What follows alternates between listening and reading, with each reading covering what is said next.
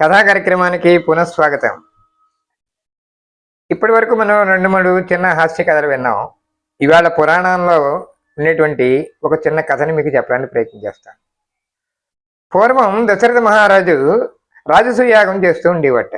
ఆ రాజసూయాగం చేస్తుంటే అందరికీ అన్ని పనులు అప్పచెప్పాడు ధర్మరాజు. శ్రీకృష్ణుడికి మాత్రం ఏ పని అప్పచెప్పలేకపోతే ఆయన శ్రీకృష్ణుడు అన్నట్ట, నాకేమన్నా పని చెప్పవావా అన్నట్ట. నీకెందుకయ్యా శ్రీ మహానుభావుడివి, నీకు అక్కర్లేదులే అని చెప్పాను.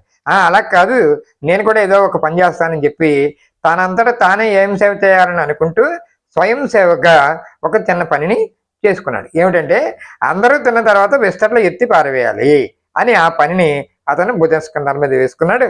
అందరూ తింటున్నటువంటి అలాగ లక్షలాది మంది కోట్లాది మంది వచ్చి భోజనాలు చేస్తున్నారు. ఈయన విస్తట్లు తీస్తూనే ఉన్నారు, భోజనాలు చేసేవాళ్ళు వెళుతూనే ఉన్నారు. ఇదంతా చూసిన తర్వాత ధర్మరాజు గారికి మనసులో ఒక రకమైనటువంటి అహంభావం పెరిగింది. నా వల్ల ఇంతమంది అన్నం తింటున్నారు కదా, నేనే ఇంత గొప్ప దానకర్ణుణ్ణి అని మనసులో అనుకుంటున్నాడు. ఈ విషయాన్ని గమనించాడు శ్రీకృష్ణ పరమాత్ముడు. ఇతన్ని గర్వాన్ని అణచాలని అనుకున్నాడు. కృష్ణ, ధర్మరాజా నాతో ఒకసారి రావయ్యా అని చెప్పాడు. బయటికి తీసుకువెళ్ళాడు.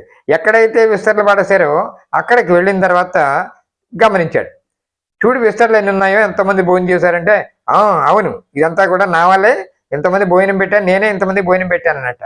సరే అయితే అక్కడ చూడు ఒక ముంగీస కనబడుతోంది అన్నట్ట. ఒక ముంగీసని పరిశీలించాడు. ఆ ముంగీస చాలా వికృతంగా ఉంది, వెరైటీగా ఉంది. అంటే ఏమిటి, దానికి సగభాగం అంతా కూడా ఒక బంగారపు రంగులోకి ఉంది. అవును కృష్ణ, ఏమిటి ఈ ముంగీసకి రంగు ఇలా ఉందేటి, దీనికి మూలం ఏంటి, కారణం ఏంటి అన్నట్ట. దీనికి ఒక కథ ఉంది, చెప్తాను వినవయ్యా అని చెప్పానట. పూర్వం రంతి మహారాజుని, రంతిదేవి మహారాజుని రంతిదేవుడు అనేటి ఒక రాజుగారు ఉండిపోయాడు.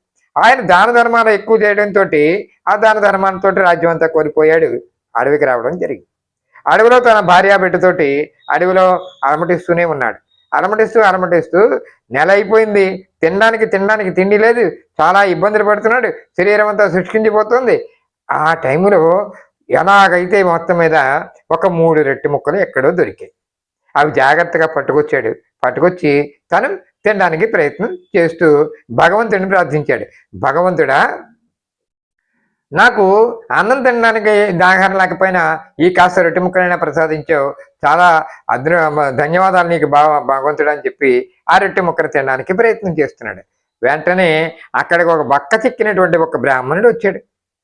వచ్చి, అయ్యా స్వామి, నాకు ఆకలిగా ఉంది, నేను వారం రోజుల నుంచి తిండి లేక అలమటిస్తున్నాను, నా ఆకలి ఎక్కువగా ఉంది, కొంచెం ఏదైనా పెడతారా అన్నాడు.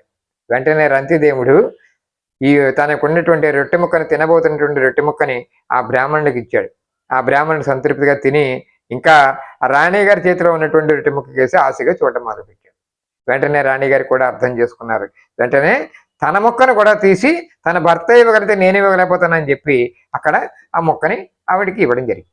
ఆవిడ కూడా ముక్క తినేసిన తర్వాత కూడా ఆ బ్రాహ్మణుడు ఈ చిన్న పిల్లవాడి చేతిలో ఉండేటువంటి రొట్టె ముక్కేసి మళ్ళీ ఆశగా చూస్తున్నాడు. నాకు ఇంకా ఆకలి తీరలేదండి అన్నాడు.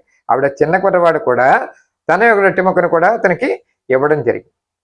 ఎప్పుడైతే వాళ్ళ ముగ్గురు ఆ రకంగా దానం చేశారో ఆ తర్వాత అప్పుడు ఆ బ్రాహ్మణుడు వెళ్ళిపోతూ ఒక ఆశీర్వాదం చేశాడు. అన్నదాత సుఖీభవ, తర్వాత నీకు పునర్వైభవ ప్రాప్తిరస్తు అని, పునర్వైభవ ప్రాప్తిరస్తు అని దీవించాడు. ఆ దీవెన అందుకున్న తర్వాత వెంటనే ఈ రాజుగారికి బట్టలు మారిపోయాయి. మొత్తం అంతా కూడా మళ్ళీ సంపద వచ్చినట్టుగా ఉత్సాహం వచ్చింది, రాజ్యం వచ్చింది. ఇవన్నీ పుచ్చుకుని రాజ్యంకి మళ్ళీ రాజు అయిపోయాడు మన రంతిదేవుడు మహారాజు. అప్పుడు ఆ అడవిలోకి అదే టైంలోకి వీళ్ళు తిని వెళ్ళిపోయిన తర్వాత ఆ రొట్టె ముక్కలు పడినటువంటి రేణువుల్లో ఈ ముంగీస వెళ్ళింది. ఈ ముంగీస వెళ్ళి అక్కడ ఆ రొట్టె ముక్కలు తిందామని వెళుతుంటే తన యొక్క సగభాగం అంతా కూడా బంగారమయం అయిపోయింది. ఎప్పుడైతే బంగారమయం అయిపోయిందో అప్పుడు అనుకుంది, ఓహో, ఈయన చేసినటువంటి ఈ అన్నదానంలో అనేక రకాలైనటువంటి పుణ్యం ఉంది కాబట్టి ఇది నిస్వార్థంగా చేసినటువంటి, దీనివల్ల నా శరీరం బంగారం అయింది కదా, ఇంకా ఇప్పుడు మళ్ళీ నా సగభాగం భోజనం అవుతుంది అనే ఉద్దేశంతో ఆనాటి నుంచి ఈనాటి వరకు కూడా ఎదురు చూస్తూ ఈనాడు నీ యొక్క విస్తరణలోకి దొల్లుకుంటుందయ్యా, ఎక్కడైనా సగభాగం బంగారం అవుతుందేమో అని చెప్పి తిరుగుతుందయ్యా, ఇది కథ అని చెప్పాడు శ్రీకృష్ణుడు ధర్మరాజుకి. అప్పటికి ధర్మరాజుకి అర్థమైంది, నేను అన్నదానం చేస్తూ అహంకారంతో ఉన్నటువంటి బాటని కృష్ణ కనిపెట్టావా నువ్వు, నాలో ఈ తప్పును తెలుసుకున్నాను, ఇంకెప్పుడు కూడా దానం చేసిన తర్వాత అహంకారం నా వల్లే ఇది జరిగింది అని ఎప్పుడు అనుకోకూడదు అని నాకు చాలా తెలియకుండా తప్పును తెలియబడితే కృష్ణ అని చెప్పి ధన్యవాదాలు చెప్పాడు. కాబట్టి అన్నదానం అనేటువంటిది గుప్తదానంగా చేయాలి. మనం ఏ దానం చేసినప్పటికీ కూడా పెద్ద బాహారపటంగా చేయకూడదు. మన కనసులో కించిత్ గర్వం వచ్చినా అది సత్ఫలితాన్ని ఇవ్వదు అని మన రంతిదేవుడి యొక్క కథలో మనం తెలుసుకున్నాం. మరొకటి ఏమిటంటే, ఉన్నప్పుడు దానం చేయడం కాదు, లేనప్పుడు కూడా దానం చేయాలనేటువంటి రంతిదేవుడి యొక్క త్యాగ గుణాన్ని కూడా ఈ కథలో మనం తెలుసుకుందాం. ధన్యవాదాలు.